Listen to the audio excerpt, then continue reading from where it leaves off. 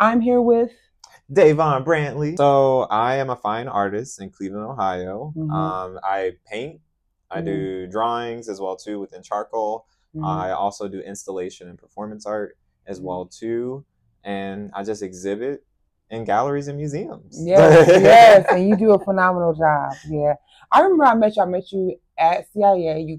We were doing a tour, Mhm. and you were just so vibrant and fun. And when I got a chance to know your art, I was like, oh, yep, because it shows, it shines. So yeah, Mhm. yeah, yeah. So here we are. What's the wildest, most unexpected place you found inspiration for your work? The wildest place would have been in my grandmother's apartment when I was around like maybe 6, Okay. and my cousin was babysitting us, Mm-hmm. right? I don't know where my mom was at. I don't know where grandma was at, but my cousin was babysitting us with her friend, who's a good longtime friend that we still are in touch with today. Um, and they put on this scary movie. Mm-hmm. We weren't supposed to be watching it at all, That sounds about right. and it was terrifying. Do you remember the name of it? And it was called Demons. And Okay. Demons is a movie where it's very mysterious, and basically a whole group of people get trapped in this movie theater Mm-hmm. with this like cursed mask. And so when you put Mm-hmm. the mask on, it like cuts your face, and Mm-hmm. you turn into like these demonic creatures, and everybody's like attacking each other, trying to survive the theater and Uh-oh. things like that. And I don't know why that movie inspired me to start like filming like little moments of my life, Mm-hmm. but it got me interested in like this cinematic view of the Mm-hmm. world, and it Mm-hmm. was like super awesome.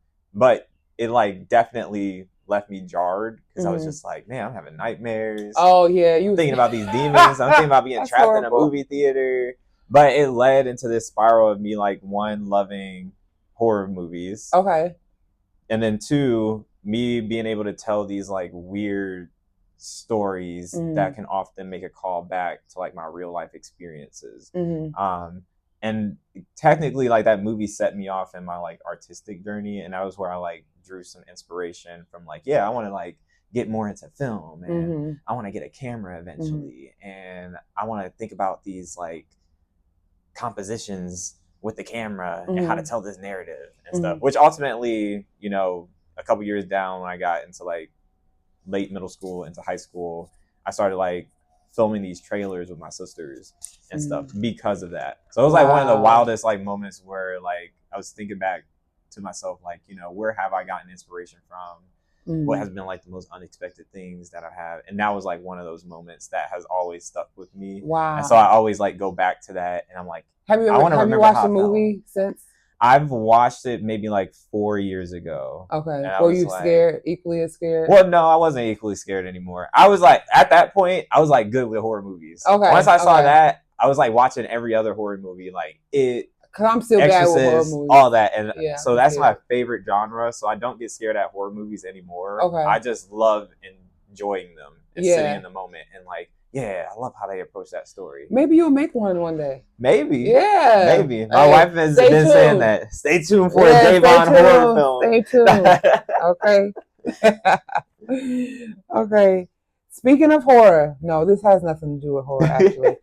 Uh, if you had to describe your art style using only three pop culture references, that could be a movie, a moment, a song, a person.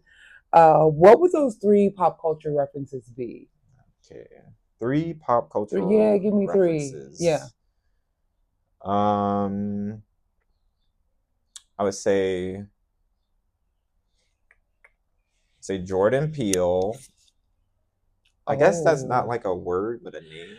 No, I mean it's a Yeah, reference. it's It's a a pop. reference. That's a reference. It's definitely a pop culture reference. Um, Tell me, Jordan Peele, the producer, Jordan Peele, the actor, the writer, like what part of? I would Because we know say some the parts of. producer Okay. and how he approaches like his horror films. So Jordan Peele Oh. horror Okay. specifically, Yeah.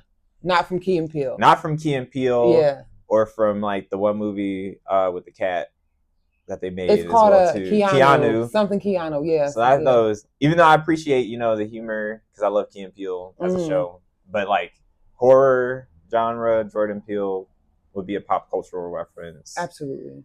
I would say Courage. Get Out is a classic, I would say already. It is a classic. 100%. Courage the Cowardly Dog. Okay, I watched that. Yeah. The grandma was crazy. Y'all remember? Y'all know y'all remember? Yeah, the grandma. Yeah. And then wow. Okay. I would say Frida Kahlo. Okay. As well as a pop cultural reference. Okay, tell me why Frida. Frida used a lot of self-portraits within her work. Yeah. And she talked about her life a lot. And it was often like these very surreal compositions. And a lot of them would utilize like a lot of symbolism. And I have a lot of symbolism within my work. And they had or I would say that they had like a key sheet of symbols that they would use within each one of their pieces while also using their image. I just recently did a formal analysis on the two Fridas that work. Yeah. I love that. Yeah. Because I like your work. Yeah. Especially the baby. You have a baby. You did a baby portrait. Yeah. Yeah. Yeah. Y'all know Davon's work. Yeah, y'all know Davon's work. Speaking of your work, if your art could speak for itself, what is the message that it would say to the world?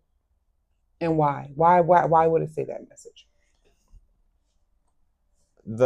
I think the message that my artwork would say if it could speak for itself would be to not be afraid to go deeper within the self to understand who you are and to be comfortable with exploring the uncomfortable that is inside. Because we often like box in certain emotions and certain thoughts and how we operate, and we try to like mask over that in order to operate in everyday society. But I feel like my work screams that you should tap into those things a lot more to understand them. And so I believe that's the message it would say if it could speak. I want to ask you another question. Everyone gets their own original question. I want to ask you your perspective on activism and artistry as it pertains to artists being able to garner support from, creative institutes, whether it be locally or wherever, and what that looks like for an artist like yourself who's been featured, who's had solo shows, who, has a really great career. What does artists and activism look like for you as it pertains to fair funding? Okay. Well, I start from like art and activism because I believe that art is inherently, not just political, but it has like certain elements of activism in it, regardless of what your intent is, because you're saying something and you have a voice. And based on your environment, you may not feel like your voice can be heard otherwise than you doing your artistic practice. And you're making a commentary on your environment and your mental state because of the environment that you exist in. And so I feel like that's one way that people can tap into activism within the arts, is truly thinking about what they're trying to say, how their voice can be communicated, and then going into like owning that voice as well too. So like when it goes into like me, going into exhibitions and doing solo shows and things like that, I make sure that the priority is me having a voice instead of someone trying to be like, oh, Davon, I know you do this type of work, but can you like dial it back? Once I hear that, I'm like, no. Yeah, absolutely. I'm like, I don't want to be a part of that. Like, that's a bit stifling too. Yeah, stifling. Now you're forcing me to go into a narrative that I don't necessarily connect with. And it's not 100% hitting the point that I want to. And so that's like a step for artists to think about activism within their own practice. It doesn't have to always be like, oh yeah, I'm loud and in the streets and I'm throwing things at people and I'm yelling and critiquing. Because all of that matters. All of that matters. All of the throwing things and the that matters, and we need to do it. It's for real. But there's like people that play parts, and there's levels, right? And so like that may not be the way that you approach it For sure. And I know for me, I'm a very loud voice when it comes to talking about my experiences and talking about organizations and institutions. Mm-hmm. And I feel like when it gets to the point of like fair funding Mm-hmm. and equity in the arts, like what I've noticed in Cleveland is that there's not a lot of trust with artists and the institution allowing them to actually utilize their voice in the way that they need to. There is often us falling into more of the trends of like how people want activism to look like or activists to look like in the arts, but not necessarily what true activism is. And it can go over a broad spectrum. It doesn't always have to be like, well, I'm putting my identity first, right? We can go into like other categories of the fact that, you know, yes, my identity is here, but also me creating this work shows that already. Right. You don't have to put that in my artist statement. Most of my artist statements for shows, though they definitely talk about the Black experience, you typically don't hear me utilize those coined words that institutions typically put within an artist statement to draw or garner attention. It's like, it's already there. Right. It's already present. Yeah. Once I walk into the room, you're already going to know I'm Black. Yeah. You're already going to know I'm talking about this experience because you read the artist statement. And you're already going to know that this is like coming from a political standpoint. And then like to not get off track, but to go back to like equal funding and things like that. Fair funding. Yeah, we don't. All of it's but it all ties together. But I feel like, you know, a lot of people who probably fit into like the popular culture or the pattern that you typically see within people trying to garner the Black arts. They usually choose artists that are the easy route instead of artists that are actually talking about the situation and who are actively a part of the situation and who can actually engage with the community in a better light than someone else who already maybe has funding and a solidified career. Or as a millionaire restaurateur. You know, and so it's like, if you want people to have these conversations and you want it to be treated in a really great light to where people can see it and they're like, yeah, I can tell that that's a project that actually was thought about. They communicated with the community. They understand that community. They've been a part of it, or they at least know a bunch of people that they can bring in to that project.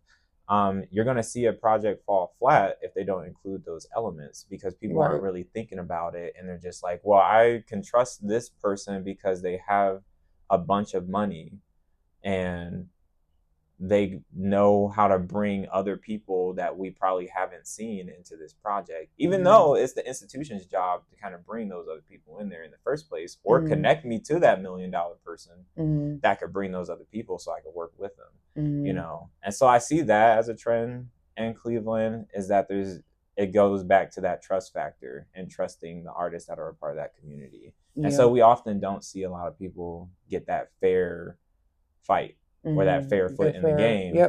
Because like, you know, if you go on my Instagram, even though like my resume is very like long and pages long, I don't have a lot of followers, right?